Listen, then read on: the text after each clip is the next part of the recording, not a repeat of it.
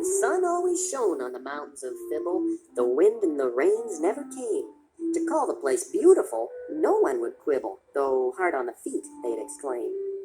But high in those hills, past the rocks and the rubble, so high that the clouds were below, sat two tiny towns that were nothing but trouble.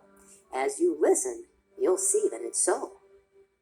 Now the town to the west that thought it was best bore the name Flibber-o-loo, where the women and men since 1710 have worn on their heads one large shoe.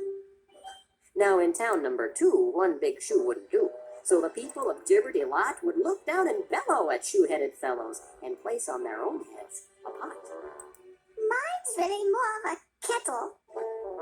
For days without end, these two neighbors would bicker as to whose headgear was best, and the shoes and the pots would fly ever thicker, from morning to night without rest.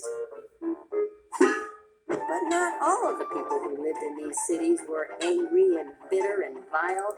A few would write poems and sing happy ditties and greet all their friends with a smile.